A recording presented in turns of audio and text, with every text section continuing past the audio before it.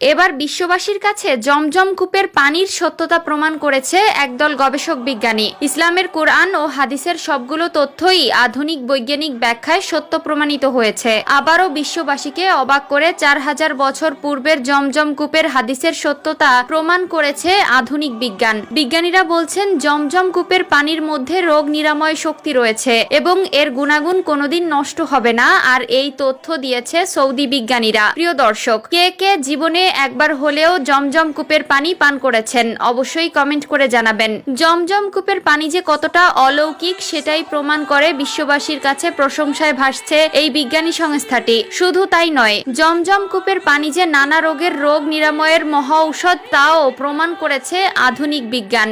এক বিজ্ঞানী সংস্থা বলেছে, আমরা সত্যি বৈজ্ঞানিক সাফল্য অর্জন করেছি। পবিত্র কোরআনের ও হাদিসের বলা জমজম কূপের রহস্য ও সত্যতা সত্য প্রমাণিত করতে পেরেছি। বিজ্ঞানীরা বলছেন জমজম কূপের পানি হলো পৃথিবীর মধ্যে সবথেকে উত্তম এবং সম্পূর্ণ জীবাণুমুক্ত পানি। এই পানি যারা পান করবে তাদের শরীরে অলৌকিকভাবে সকল রোগ ব্যাধি নিরাময় হবে। আমরা শত চেষ্টা করেও এই পানির ভেতরে একটি ক্ষতিকারক জীবাণু খুঁজে পাইনি। দুনিয়ার বুকে আল্লাহ তাআলার অনন্য কুদরত জমজম কূপ। মসজিদুল হারামের ভেতরে পবিত্র কাবা ঘরের 20 মিটার পূর্বে এই কূপের অবস্থান। ধারণা করা হয় প্রায় 4000 বছর আগে এই কূপের উৎপত্তি। জমজম কূপের পানির রহস্য প্রমাণিত করেছে জার্মান বিজ্ঞানী কানুট ফাইবার সংস্থা। জমজম কূপের পানির উৎস এত বিশাল যে সমগ্র বিশ্বের 800 কোটি মানুষ একসাথে পান করলেও সেই পানি শেষ হবে না, এমন বিস্ময়কর তথ্য সকলের সামনে তুলে ধরেছেন জাপানের বিখ্যাত বিজ্ঞানী মাসরো এমোতো।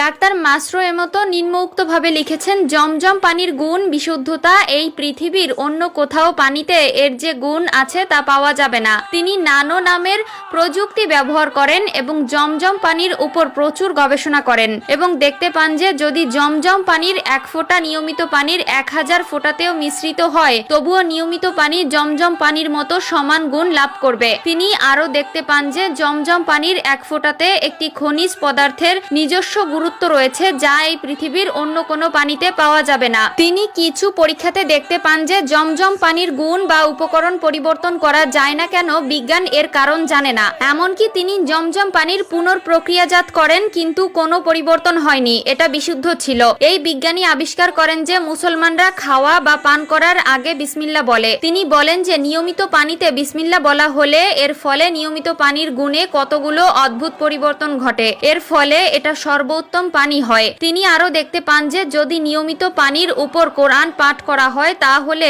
এটা বিভিন্ন ব্যাধি চিকিৎসার জন্য ক্ষমতা লাভ করে। সুবহানাল্লাহ, নিশ্চয়ই আল্লাহর এটা একটি কুদরত। জমজম পানির পর্যায় ভূপৃষ্ঠের প্রায় 10.6 ফুট নিচে। এটা আল্লাহর কুদরত যে জমজম ক্রমাগত প্রতি সেকেন্ডে 8000 লিটার হারে 24 ঘন্টায় বেশি সময় ধরে পাম্প করা হয়।